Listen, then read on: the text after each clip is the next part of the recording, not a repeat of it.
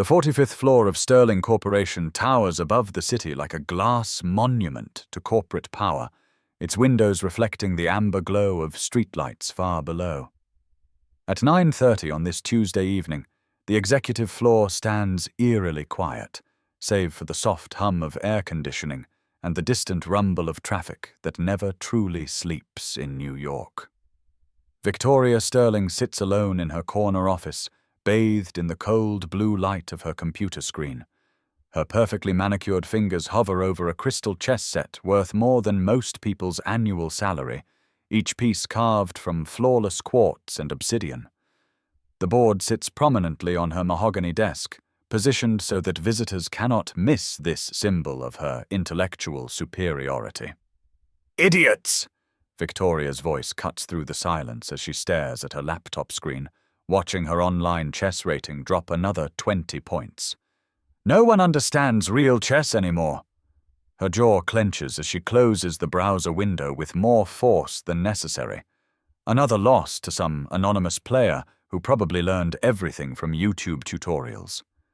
The soft squeak of wheels on marble announces the arrival of the night janitor. Marcus Thompson pushes his cleaning cart through the heavy glass doors, moving with the practiced efficiency of someone who has navigated these same halls for 4 years. His dark uniform bears the Sterling Corporation logo, a constant reminder of the hierarchy that governs this building. Marcus begins his routine, emptying wastebaskets and wiping down surfaces with methodical precision. The sound of his work creates a steady rhythm in the otherwise silent office. Victoria doesn't look up initially, treating his presence like background noise, another piece of office equipment performing its designated function.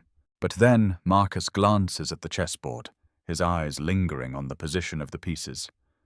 Something about the arrangement catches his attention, and without thinking, he murmurs, "You just missed a discovered check." Victoria's head snaps up like a predator sensing movement. Her green eyes narrow as they focus on the man who dared to speak without permission. "What did you just say?" Her voice drips with disbelief and rising anger. "You janitor!" The temperature in the room seems to drop several degrees as Victoria slowly rises from her chair, her 5'6" frame somehow managing to project menace across the expansive office. Her blonde hair catches the overhead lights as she moves around the desk, each step deliberate and threatening. "Do people like you even know what chess is?" Victoria's words slice through the air with surgical precision. "This requires intelligence." She gestures at the crystal board as if it were a sacred artifact that Marcus has somehow defiled with his mere observation. Marcus straightens slightly, meeting her gaze with quiet dignity. "I know a little about chess, ma'am." His voice remains steady, respectful, but there's something in his dark eyes, a depth that suggests his words might be an understatement.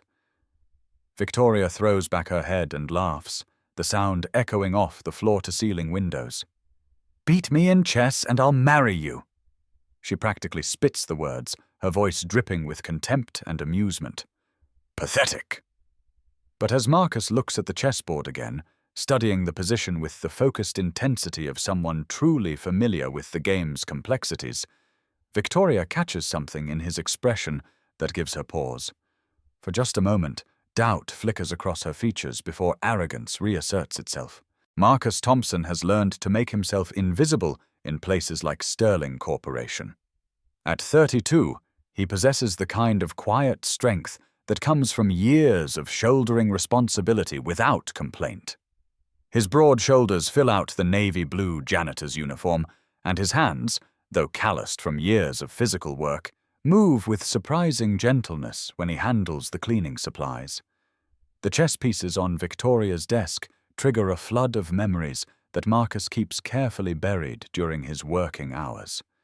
His father's voice echoes across the years, patient and encouraging. "Remember, son, chess isn't about the pieces you lose. It's about the position you create with the ones that remain." Those Saturday afternoons in their small apartment, hunched over a worn wooden chess set from a thrift store, represent some of Marcus's most precious memories. Now, 4 years after his father's death, Marcus carries on that tradition with his 7-year-old daughter, Zoe. Every morning before school, they sit at their kitchen table with the same wooden set, and Marcus watches his daughter's mind work through problems with the same methodical approach his father taught him. She's already showing signs of real talent, able to beat most adults who underestimate her based on her age. The night shift at Sterling Corporation serves Marcus's purposes perfectly. While other parents struggle with childcare, he can be home when Zoe gets up, walk her to school, pick her up in the afternoon, help with homework, make dinner, and tuck her into bed before heading to work. It's exhausting, but it's the life he's built for them after his wife Sarah lost her battle with cancer 3 years ago. During his breaks, Marcus often finds himself analyzing chess positions on his phone, studying games by masters like Kasparov and Fischer. It's not about ambition or competition. It's about maintaining a connection to something beautiful in a world that often seems determined to grind him down. The janitor's closet on the 32nd floor has become his private study, where he can spend 15 minutes lost in the elegant logic of pawn structures and tactical combinations. Victoria Sterling represents everything Marcus has learned to navigate carefully in the corporate world. At 35, she inherited Sterling Corporation from a father who built the company through a combination of ruthless business acumen and carefully maintained connections to old money. Her MBA from Wharton hangs prominently on the wall behind her desk, positioned so that anyone sitting across from her cannot miss it. The crystal chess set serves as more than decoration. It's a testament to Victoria's college years when she dominated the Harvard Business School chess club. She considers chess the ultimate measure of intellectual capacity, a pure meritocracy where superior minds naturally triumph over lesser ones. The game validates her worldview that success stems from inherent superiority rather than circumstance or privilege. Tonight, like most nights, Victoria remains in her office long after the last executive has gone home. The sprawling space, with its contemporary art and floor-to-ceiling windows offering a commanding view of the city, serves as both kingdom and prison. Her personal life exists largely in the margins between board meetings and conference calls. Chess provides one of her few genuine pleasures, though even that has become tainted by her need to prove herself superior to every opponent. The loneliness that permeates Victoria's existence manifests itself in her treatment of employees like Marcus. She needs to feel intellectually superior, needs to believe that her position at the top of the corporate hierarchy reflects natural order rather than inherited privilege. The comfortable distance between the executive floor and the rest of the building allows her to maintain these beliefs without confronting evidence to the contrary. But tonight, something in Marcus's observation about the discovered check has penetrated her carefully constructed worldview. The way he looked at the board, not with the confusion of someone completely ignorant, but with the focused attention of someone who actually understands what he's seeing, creates a tiny crack in her assumptions. The office falls silent except for the whisper of air through the ventilation system. Two people from completely different worlds stand facing each other across a chessboard that's about to become a battlefield for more than just wooden pieces. The city lights twinkle beyond the windows, indifferent to the drama about to unfold in this corporate tower. Marcus continues to hold Victoria's gaze, his expression respectful but unafraid. Years of daily humiliations have taught him to endure, but something about this moment, perhaps the familiar comfort of chess pieces arranged on a board, makes retreat impossible. The game his father taught him has always been about more than winning and losing. Tonight, it might become about dignity and respect. Victoria moves to her desk with predatory grace, her manicured fingers trailing across the crystal chess pieces like a pianist preparing for a concert. "Sit down, Janitor." Her voice carries the casual authority of someone accustomed to instant obedience. "Let's see what passes for intelligence in your community." Marcus hesitates, understanding instinctively that he's walking into a trap. But the chessboard draws him forward like a magnet. He's spent too many years swallowing his pride, too many nights channeling his frustration into late-night games on his phone. The wooden chair across from Victoria's executive throne feels foreign beneath him, placing him in a world where he's never been welcome. "I always play white," Victoria announces, claiming the lighter pieces with casual entitlement. "Natural order." Her fingers arrange the pieces with practiced precision, each movement designed to demonstrate her familiarity with the board. She opens with king's pawn to e4, the most aggressive and direct opening in chess. Marcus responds symmetrically, pushing his king's pawn to e5.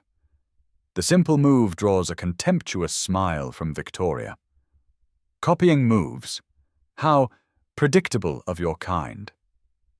She follows with knight to f3, developing with textbook efficiency while maintaining constant pressure.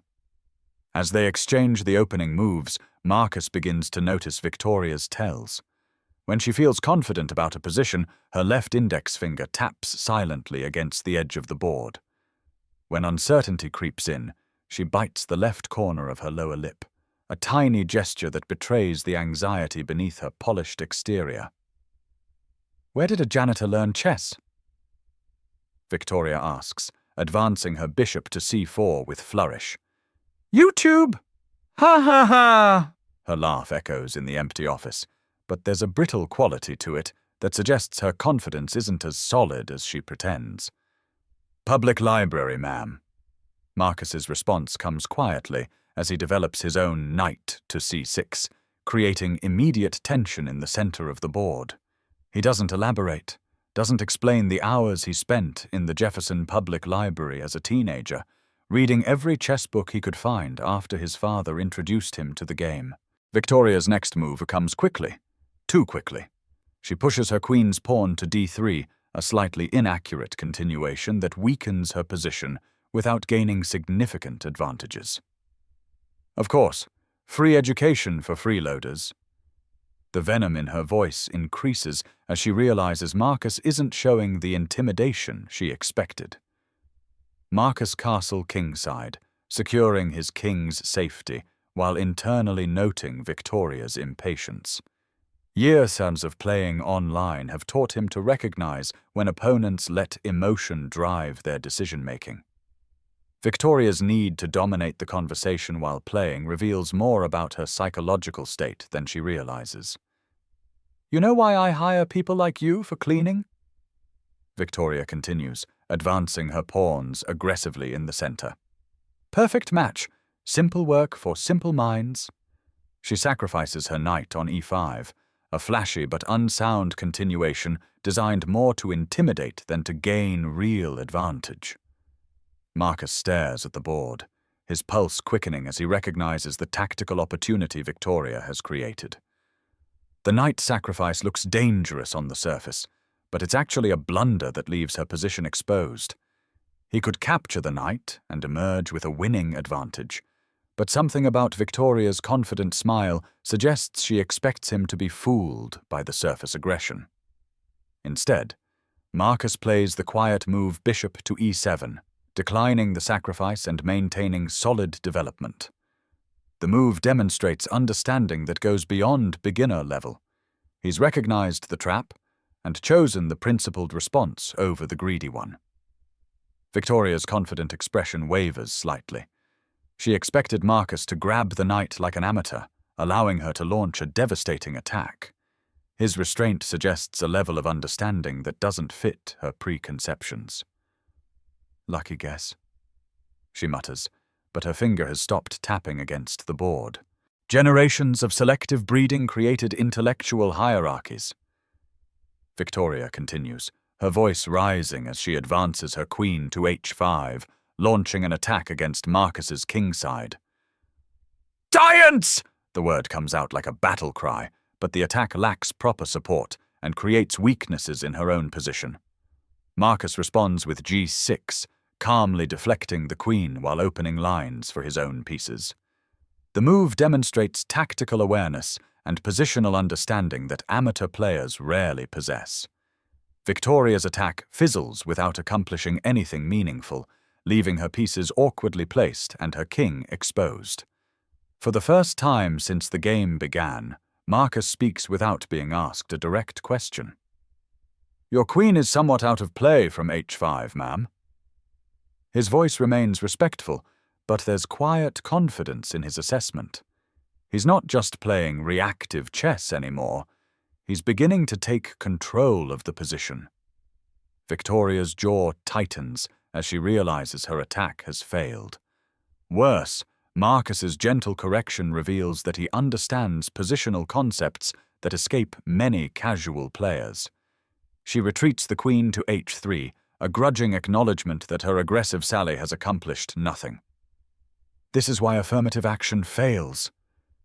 Victoria spits, her composure beginning to crack. "Can't legislate genetics!" She plays knight to d5, creating central pressure, but also placing the piece where it can be easily attacked. Marcus develops his rook to d8, increasing pressure on Victoria's overextended pieces. Each of his moves follows classical principles: development, king safety, central control, while Victoria's play becomes increasingly erratic as her psychological needles begin to show. The position on the board starts to mirror the psychological dynamic in the room. Victoria, despite her inherited advantages and expensive education, makes increasingly desperate attempts to impose her will through aggression. Marcus, working with the patience his father taught him, builds a solid position piece by piece, never rushing, never overextending. "Why aren't you scared?" Victoria demands, her voice rising as she realizes that Marcus isn't collapsing under her verbal assault. "People like you should know your place." She pushes her pawns forward recklessly, creating weaknesses that will haunt her in the endgame. Marcus responds by doubling his rooks on the d-file, creating pressure that Victoria cannot ignore. "Same books as anyone else, ma'am," he says quietly, his eyes focused on the board rather than meeting her increasingly frantic gaze. Victoria studies the position and realizes with growing alarm that she's no longer winning. Marcus's pieces coordinate beautifully, while her own forces lack harmony and purpose. The crystal chess set that usually serves as a symbol of her intellectual dominance now feels like a witness to her inadequacy. "If you win, which is impossible, I'll give you $50,000. Victoria's voice cracks slightly as she offers a desperate bribe. The mention of money reveals how thoroughly the game has shaken her usual sources of confidence. Marcus doesn't respond to the offer, his attention completely absorbed by the position. He plays rook to d2, a move that seems quiet, but creates multiple threats that Victoria cannot address simultaneously. For the first time in the game, she's forced to react to his plans rather than pursuing her own agenda. "Actually, I said I'd marry you." Victoria's laugh sounds more hysterical than amused. "Imagine that headline?" She's grasping for anything that might distract Marcus from the board, but his focus remains unshakable. Victoria makes her final attempt at psychological warfare, crossing a line she's never crossed before. "Your daughter will grow up ashamed of her janitor father." The words hang in the air like poison, calculated to wound in the deepest possible way. Marcus's hands still on the chess piece he was about to move. For a moment, Victoria thinks she's found the weapon that will shatter his concentration. But when Marcus looks up, his eyes contain something that makes her instinctively step back from the board. She'll realize her daddy is just inferior genetic stock. Victoria continues, pressing what she thinks is her advantage. Marcus's hands tremble slightly, but not with fear. Years of suppressed anger and humiliation transform into laser-like focus. He sees the winning combination with perfect clarity now, as if Victoria's cruelty has burned away every distraction. Victoria plays what she believes is her strongest move, Queen to f3, creating what appears to be checkmate threats. "Checkmate in 3 moves, Janitor!" Her voice rises triumphantly. "Pack your mop!" Marcus studies the board for exactly 30 seconds, then looks up with the first smile Victoria has seen from him all evening. The expression transforms his entire face, revealing intelligence and confidence that his janitor's uniform cannot disguise. "Actually, ma'am," Marcus says quietly, his voice carrying absolute certainty, "you'll be checkmated in exactly 3 moves. Victoria stares at him in disbelief. "Impossible! You're bluffing!" But something in Marcus's calm confidence sends ice through her veins. For the first time tonight, she's afraid. Victoria's world tilts on its axis as she stares at the chessboard, her eyes darting frantically between the pieces, searching for the escape that must exist. Marcus sits calmly across from her, no longer the invisible servant who empties her wastebaskets. Something fundamental has shifted in the power dynamic of the room. "Move your king," Marcus says with quiet authority, speaking to her as an equal for the first time in 4 years. Victoria's hands shake as she reaches for her king. Every possible square appears blocked by Marcus's pieces, which seem to have materialized into attacking positions while she was focused on her own failed assault. She moves the king to the only available square, G1, but the move feels like signing her own execution warrant. "Now move your queen," Marcus continues, his voice maintaining the same respectful tone he's always used with her, but now carrying undeniable command. Victoria realizes with growing horror that she has no choice. Marcus's pieces control every escape route, forcing her into a series of moves that lead inexorably toward defeat. Her queen, moments ago positioned for what she thought was a winning attack, now finds itself with only one possible retreat. "Final move," Marcus announces, sliding his rook across the board with gentle precision. "Checkmate." The word falls into the silence of the executive office like a judge's gavel. Victoria stares at the board, her breath coming in short gasps as she tries to process what has just happened. The crystal pieces seem to mock her, their expensive beauty now a monument to her humiliation. This can't be happening," Victoria whispers, her voice barely audible. The confident executive who moments before was delivering racial epithets now looks like a child who's lost her favorite toy. Marcus stands slowly, his movements deliberate and dignified. "It already happened, ma'am." "You cheated!" Victoria's voice rises to a shriek as denial takes hold. "Somehow you cheated! People like you don't play chess like that!" She sweeps her hand across the board, sending crystal pieces scattering across the mahogany surface like expensive confetti. "Same rules for both of us, ma'am," Marcus responds calmly, watching the valuable chess pieces roll across the floor, without expression. For the first time in their interaction, Victoria is looking up at him instead of down, and the shift in perspective seems to rearrange everything else about their relationship. Victoria's desperation manifests in increasingly frantic bargaining. "How much do you want? $100,000? $500,000? She fumbles for her purse, as if she could write a check that would erase the last hour from existence. "Just forget this happened. Go back to mopping floors." "Money won't change what happened here tonight, ma'am," Marcus replies, his dignity remaining intact despite her meltdown. "You asked me to play chess. I played chess." "What do you want, then?" Victoria's voice cracks on the question, revealing depths of desperation she's never had to access before. "Respect," Marcus says simply. "For me and for every person you've looked down on." The words carry no anger, no triumph, just a quiet statement of basic human dignity that somehow cuts deeper than any accusation could.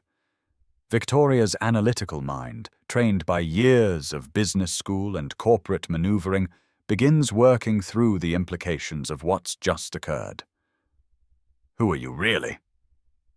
she demands, suspicion replacing desperation. "No janitor plays chess like that. That combination, that was master level.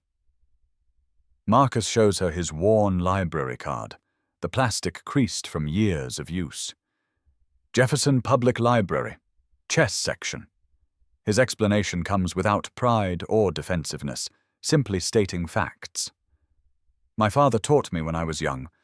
I teach my daughter now. The simplicity of his answer somehow makes it more devastating than any elaborate backstory would have been.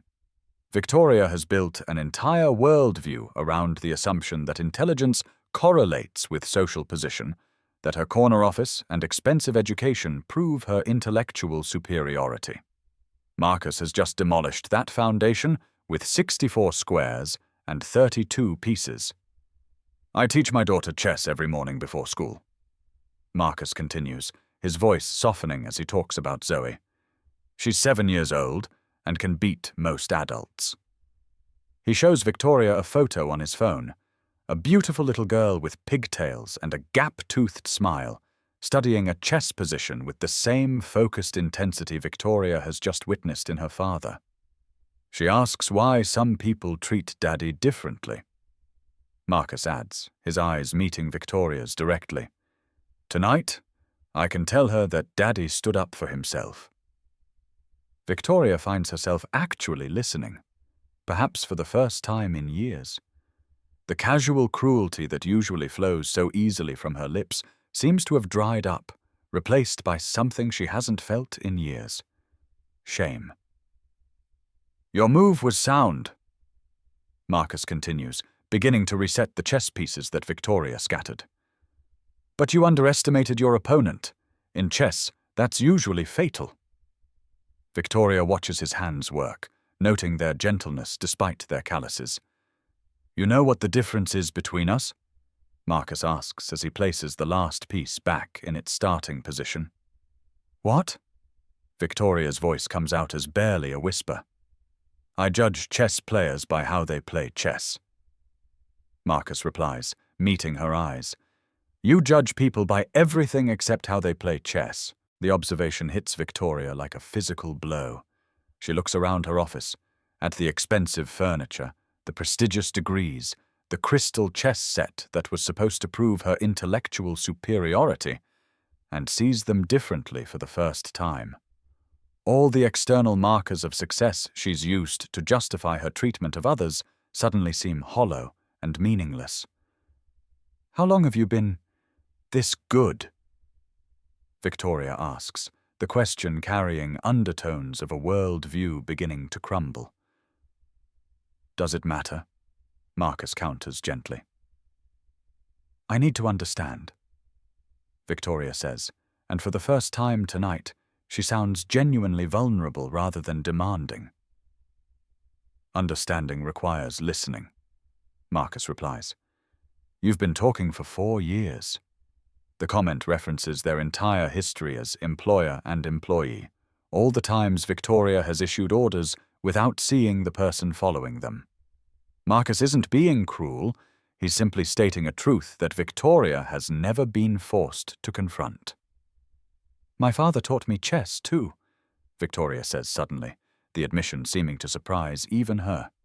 He said it separated the intelligent from the others. She can't bring herself to repeat the phrase her father actually used, suddenly aware of its ugliness. Your father was half right, Marcus responds diplomatically. Chess separates those who study from those who don't. Intelligence comes in many forms, ma'am. The game just reveals one type. Victoria looks around her empty office, taking in the awards and trophies and photographs that document her climb to corporate success. For the first time, the space feels less like a temple to her achievements and more like a monument to her isolation. I've been alone up here for so long, she whispers, more to herself than to Marcus. Loneliness doesn't justify cruelty, ma'am, Marcus replies, but his voice contains more sadness than anger. Victoria stands abruptly, her chair rolling backward as she attempts to reassert the authority that chess has temporarily stripped away. I'm still your boss, The words come out sharper than she intends, revealing the desperation beneath her attempted command. "This changes nothing! You're still just a janitor!" Marcus remains seated, his posture relaxed but alert. "And you're still the person who lost to just a janitor, ma'am." His voice carries no mockery, just a gentle statement of fact that somehow cuts deeper than any insult could. "I could fire you right now." Victoria's threat hangs in the air between them, but even as she speaks the words, she realizes their emptiness. Firing Marcus would only confirm that she sees him as a threat, that a simple game of chess has shaken her fundamental assumptions about intelligence and worth. "You could," Marcus agrees calmly. "But that wouldn't change the chess game. The pieces don't lie, ma'am. The board doesn't care about job titles." Victoria begins pacing behind her desk, her high heels clicking against the marble floor in an agitated rhythm. "No one can know about this." The words burst out of her like a confession, revealing the true source of her panic. "My reputation, my company, my father's legacy." "Your reputation is between you and your mirror, ma'am," Marcus replies, watching her pace with the patient attention of someone who understands that she's fighting herself more than fighting him. "I didn't come here to damage anything. I came here to empty wastebaskets." Victoria whirls to face him, her blonde hair whipping around her shoulders. "You don't understand the pressure I'm under. The board, the shareholders, the constant scrutiny." Her voice rises with each word, years of suppressed anxiety finally finding expression. "I understand working under pressure better than you think," Marcus responds quietly. The understatement carries weight. He's worked night shifts for 4 years while raising a daughter alone, managing finances that leave no room for error, navigating daily microaggressions while maintaining his dignity and his job. The marriage proposal that started this entire encounter returns to haunt Victoria as her panic deepens. "That marriage thing was a joke! Obviously." She laughs, but the sound comes out forced and brittle. "No one would take that seriously." "I know," Marcus says simply. "I'm not interested anyway." Victoria stops pacing, shocked by his casual rejection. "What do you mean, not interested?" The question reveals how thoroughly the evening has inverted her expectations. She's accustomed to being desired, or at least feared. Marcus's indifference to both her money and her person represents a type of rejection she's never experienced. "I prefer people who respect me, ma'am," Marcus explains, his tone remaining respectful but firm. The quiet dignity in his voice makes Victoria realize that he's not just rejecting her hypothetical marriage proposal, he's rejecting everything she represents. Victoria sinks into her chair, the fight going out of her as she confronts the magnitude of what's just occurred. Marcus has done more than win a chess game. He's forced her to see herself through his eyes, and the reflection is deeply uncomfortable. "I didn't come here to humiliate you," Marcus continues, beginning to reset the chess pieces again. His movements are careful and precise, treating even Victoria's expensive crystal set with the respect he shows everything in his care. "I came here to do my job." "Then why did you play?" Victoria asks, her voice smaller than it's been all evening. "Because you assumed I couldn't," Marcus replies simply. The answer encapsulates everything that's wrong with Victoria's worldview. She didn't invite Marcus to play chess. She set up a scenario designed to confirm her assumptions about intelligence and race and social hierarchy. Instead, she's discovered that her assumptions were not just wrong, but actively harmful. Marcus finishes resetting the board and looks up at Victoria. "Want to see where you went wrong?"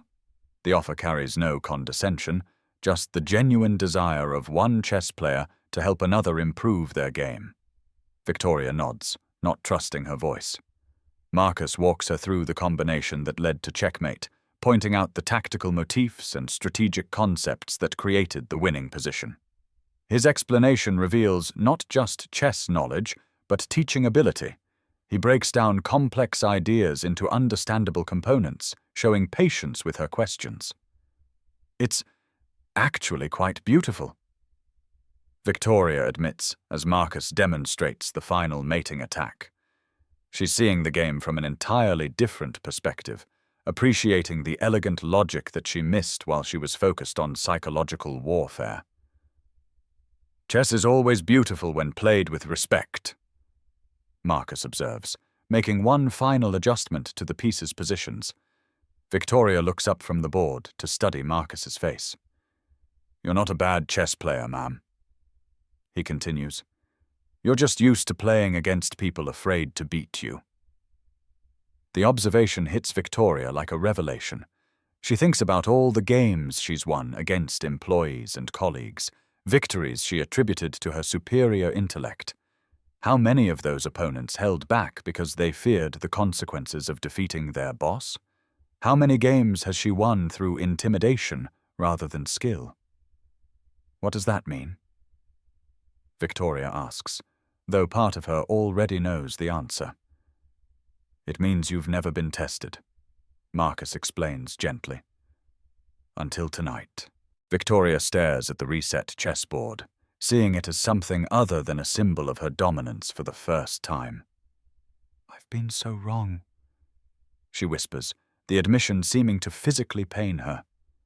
Wrong about chess or wrong about people? Marcus asks. Both, Victoria replies without hesitation. Chess you can improve, Marcus observes, standing to collect his cleaning supplies. People you can learn to see clearly. Victoria watches him prepare to leave, sudden panic rising in her chest. What do you want from me? The question comes out desperate, revealing how completely the evening has shaken her understanding of power and control. Nothing you're not ready to give, Marcus replies, his hand on his cleaning cart. I don't understand, Victoria says, confusion replacing desperation. Respect isn't something you demand, ma'am, Marcus explains, pausing at the threshold of her office. It's something you earn. Victoria realizes that Marcus holds all the power now, the power to expose what happened, to damage her reputation, to shatter the carefully constructed image she's spent years building. But instead of wielding that power like a weapon, he's offering her something she's never had to earn before, the opportunity to change. How do I face people after this? Victoria asks, voicing her deepest fear. Marcus stops at her office door, considering the question with the same careful attention he brought to their chess game. When he speaks, his words carry the weight of someone who has faced judgment and prejudice every day of his working life. The same way I face people every day after being underestimated, ma'am, he says quietly. With dignity. The difference is tomorrow you can choose to see people differently. I've never had that luxury. Victoria feels the truth of his words settle in her chest like a weight she's never had to carry before. Marcus has lived with the consequences of other people's assumptions every day of his life, while she's had the privilege of making those assumptions without ever having to question them. But chess taught me something, Marcus continues, his voice carrying the wisdom of someone who has found meaning in struggle. Every game starts with equal pieces. What matters is how you choose to play them. The metaphor extends beyond chess into every aspect of their interaction. Victoria has spent the evening trying to leverage her inherited advantages, wealth, position, education, while Marcus has relied solely on merit and preparation. The board doesn't care about the players' backgrounds. It only responds to the quality of their moves. Victoria sits alone in her office as Marcus prepares to leave, surrounded by the crystal chess pieces that now seem to mock rather than validate her. Marcus? She calls out, using his name for the first time in 4 years of employment. He turns back, patient and attentive despite everything she's put him through tonight. Thank you, Victoria says simply. Marcus nods once, a gesture that acknowledges both her words and the possibility of change they represent. Your move, ma'am, he says as he wheels his cart into the elevator, leaving Victoria alone with the chessboard and the echo of her own assumptions. The next morning arrives grey and overcast, New York's autumn sky matching the subdued mood that has settled over Victoria Sterling's corner office. She arrives at 7:30, earlier than usual, her mind still processing the events of the previous evening. The crystal chess set sits exactly where Marcus left it, the pieces arranged in their starting positions like soldiers awaiting orders. Victoria finds herself studying the board differently now, seeing not a symbol of her intellectual dominance, but a reminder of how much she still has to learn. She picks up one of the crystal pawns, surprised by its weight in her palm. Such small pieces, yet they had revealed truths about herself that years of therapy and self-help books had never touched. When the elevator announces Marcus's arrival for his morning duties, Victoria feels an unfamiliar flutter of nervousness. She's rehearsed various approaches during her sleepless night, apologies, explanations, attempts to minimize what happened. But when Marcus enters with his cleaning cart, moving with the same professional efficiency he's always shown, her prepared speeches evaporate. Instead, Victoria simply says, "Good morning, Marcus." The use of his name creates a moment of surprised silence. Marcus pauses in his work, meeting her eyes directly. "Good morning, ma'am," he replies, his tone respectful but no longer subservient. Victoria has left something on his cart, a slim volume titled Endgame Theory, Thinking 3 Moves Ahead. Inside the front cover, she's written in her precise handwriting, "For future games, Victoria." Marcus discovers the book as he continues his rounds, and for the first time since Victoria has known him, he smiles. It's a small gesture, but it acknowledges that something fundamental has shifted between them. Not friendship. The distance between their worlds remains too vast for that, but recognition.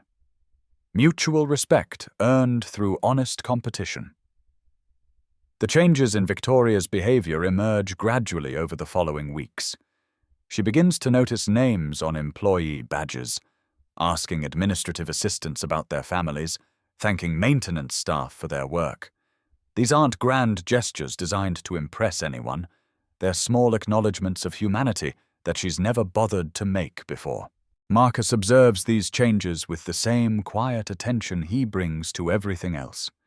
He doesn't comment or offer approval, but Victoria notices that his responses to her greetings become slightly warmer, their brief interactions taking on the character of professional colleagues rather than master and servant. Victoria joins the Manhattan Chess Club, swallowing her pride to play against opponents who won't defer to her corporate position. She loses frequently at first, her game riddled with the impatience and psychological manipulation that worked against intimidated employees but fail against players who care only about the position on the board. Gradually, her chess improves as she learns to focus on the game itself rather than the person across from her. She discovers the satisfaction of victories earned through preparation and calculation rather than psychological dominance. The process humbles her in ways she never expected, teaching her that true competition requires respecting your opponent enough to play your best. Marcus continues his night shifts, but his home life brightens as the weight of daily humiliation lifts slightly. Zoe notices that her father seems more relaxed, less burdened by the tension he used to carry home from work. Their morning chess lessons become even more precious as Marcus realizes he has stories to tell her about standing up for himself with dignity. The community chess program that Marcus starts 6 months later grows out of conversations with other parents at Zoe's school. Using space donated by the local library, he begins teaching chess to children from all backgrounds, discovering that he has a natural gift for instruction. Victoria learns about the program through a casual mention in the company newsletter and makes an anonymous donation of chess sets and books. When Marcus recognizes the distinctive crystal pieces among the donated sets, he understands the gesture's significance. Victoria isn't trying to buy forgiveness or assuage guilt. She's contributing to something meaningful that extends beyond their personal interaction. The donation acknowledges that chess belongs to everyone who's willing to learn, regardless of their background or circumstances. A year after their midnight confrontation, Victoria and Marcus settle into a routine of brief, respectful interactions. When Victoria stays late working on particularly challenging problems, Marcus occasionally glances at her chessboard and offers quiet observations. Queen to King's Bishop 3 might be worth considering, becomes their most common exchange, professional advice offered without condescension and received without resentment. These moments never develop into friendship or extended conversation. The social distances between them remain too vast, their experiences too different for genuine intimacy. But they achieve something perhaps more valuable: mutual recognition of each other's humanity and intelligence. Victoria's leadership style evolves slowly but perceptibly. She begins to listen more carefully in meetings, to consider ideas based on their merit rather than their source. The changes aren't dramatic enough to attract attention from business journalists or corporate consultants, but employees throughout Sterling Corporation notice that their CEO seems more accessible, more willing to acknowledge good work regardless of its origin. Marcus's chess program expands to serve over 200 children, creating a space where young minds can compete based purely on their ability to think strategically and solve problems. Victoria sometimes drives past the library on Saturday mornings, seeing children of all races and economic backgrounds hunched over chessboards with the same focused intensity she witnessed in Marcus that night in her office. The final scene of their story unfolds on a rainy Thursday evening, almost exactly 1 year after their chess game. Victoria works late on quarterly reports while Marcus performs his usual cleaning routine. The familiarity of the scene underscores how much has changed beneath the surface of their professional relationship. Victoria encounters a particularly stubborn chess problem on her computer screen, a position that requires seeing several moves ahead to find the winning continuation. Marcus glances at the screen during his work and quietly suggests, "Queen to King's Bishop 3. Victoria studies the position, following the implications of Marcus's suggestion through to its logical conclusion. "Of course," she says with genuine appreciation. "Thank you." "Good evening, ma'am," Marcus says as he completes his work. "Good evening, Marcus," Victoria replies, the simple exchange carrying the weight of everything they've learned about respect and recognition. As Marcus wheels his cart toward the elevator, Victoria calls out one final time. "Marcus, same time tomorrow for the endgame lesson?" He turns back with that rare smile. "Same time tomorrow, ma'am?" The elevator doors close, leaving Victoria alone with her chess problem and the quiet satisfaction of knowing that some victories are measured not in pieces captured, but in prejudices overcome. The crystal chess set catches the light from her desk lamp, its pieces standing ready for whatever games tomorrow might bring. Some games change more than just the score. Some games change the players. Real victory isn't about winning. It's about worthy opponents choosing to see each other clearly. The city lights twinkle beyond Victoria's windows as she returns to her work, the chess problem solved and her understanding of human dignity slightly more complete than it was 24 hours ago. "Your move,"